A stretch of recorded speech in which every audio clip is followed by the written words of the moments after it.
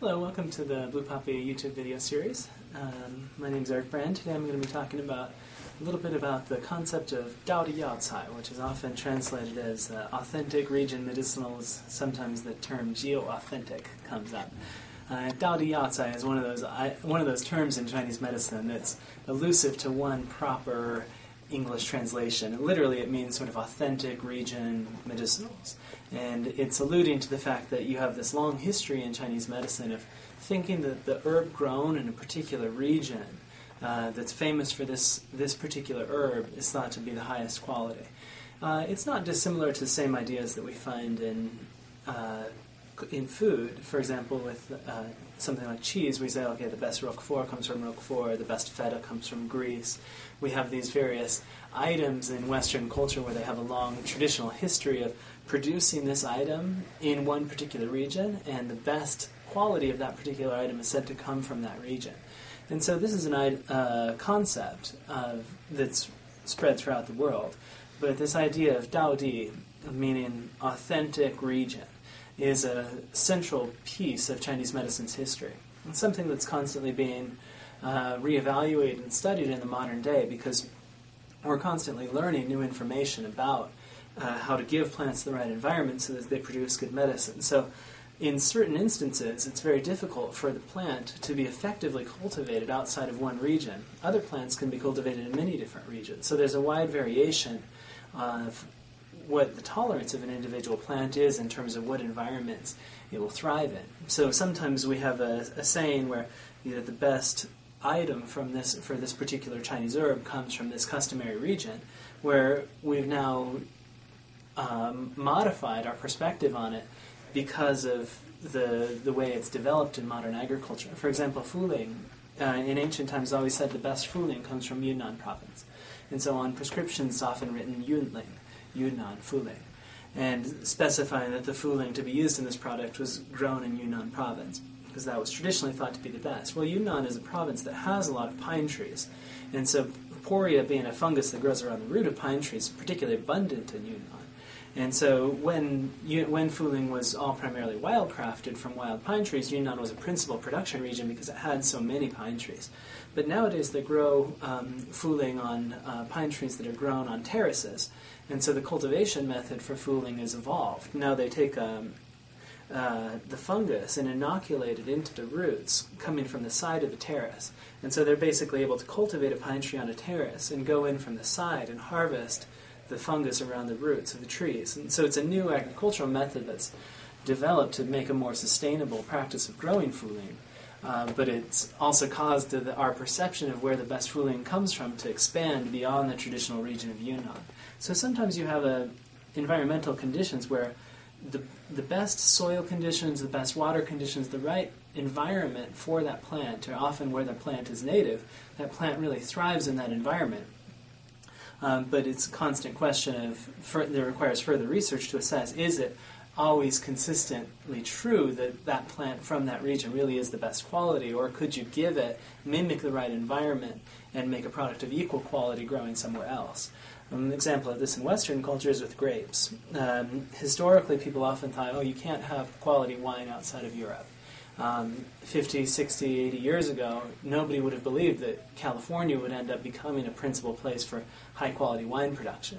But as they learned how to cultivate the grape, learned how to figure out what the grape needs, what it wants, what soil conditions it likes, they figured out other regions that it could adapt to. And so nowadays we have good wine coming from a variety of different regions of the world, and very few people would say only good wine is available grown in Europe. Very few people would say that anymore because there's so much evidence that you can produce good wine in Sonoma or good wine in Napa.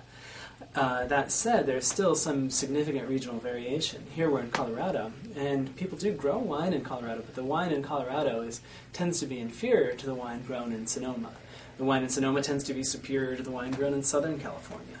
And so there may not be that major of a difference between, say, Sonoma County and the adjacent Napa County, but we do find a dramatic difference between, say, Sonoma County and Colorado, where there's a dramatic environmental difference, hard to replicate that same quality product. So with Chinese herbs, we have a number of items where you have a similar phenomena. For example, American ginseng originally came from a very wide region. of wild product. And all wild-crafted American ginseng is considered to be high quality. It's graded based on its appearance and other aspects of its morphology, but ultimately wild ginseng from any source, from any region, is acceptable. But when it comes to cultivated American ginseng, we tend to regard the Wisconsin ginseng as being the Dao-Di product, the authentic region product. With the best morphology of the ginseng roots tend to come from ginseng grown in the Wisconsin region. As you expand out of that region, getting farther into Canada and farther into the U.S., farther from that region, right around Wisconsin, the roots tend to grow a little bit longer, and the striations tend to be less dense. So they often have less appeal on the market because they're a much longer root with less of the roundness and the density of striations that's really prized in American ginseng. They now also grow American ginseng in mainland China, but the mainland Chinese ginseng is not quite as good as the American ginseng when they're talking about just Panax quinquefolias. So the same species of plant for American ginseng is grown in China, but it's grown in a slightly different region than they use for growing renshen, because renshen tends to thrive on mountainous land, whereas xiangshen tends to thrive on flat land. So actually within China, we have the product from the northeastern China is considered to be one step inferior to the product that's grown in the area around Beijing.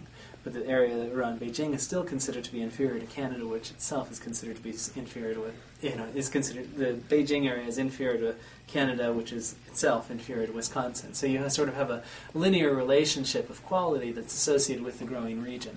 So some plants like xiangshen tend to show us that it's difficult for that plant to perfectly adapt to all different environments. Renshen is the same thing. Renshen, its traditional Dao-Di region, is the area around Changbaishan. And renshen is primarily just only cultivated in 3 provinces, all in northeastern China, in Liaoning, Heilongjiang, and Jilin, with Jilin accounting for about 70% of the production. But it's really that area right around Changbaishan, on the border of China and North Korea, that's considered to be the most traditional and the best region for renshen. And we find that renshen's never really been successfully cultivated outside of the traditional regions of Korea, China, and Japan. So that's another plant that's never really successfully adapted to other environments. But the question of geo-authentic or location-specific Chinese herbs where the best quality is said to come from a certain region, it's a fascinating topic in Chinese medicine, one that has a very long history, one that deserves a whole series of different YouTube videos where we would look at each one of these items in detail, looking at, for example, we just did a video on Baiju, and Baiju, the best region for it is Zhejiang province. This one region, Yuqian Mountain, is considered to be really the top quality.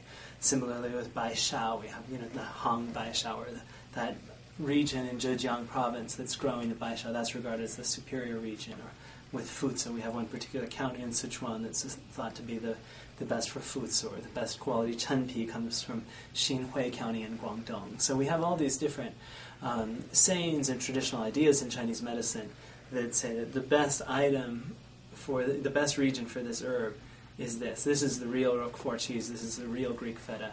This is the genuine champagne. So we have this long and fascinating history with it, and as we start to get more and more into the topics of pharmacy and herbal quality discernment, the issue of Dao Di Yao Cai and authentic region medicinals is gaining more and more traction and attention. So thanks for visiting our YouTube channel.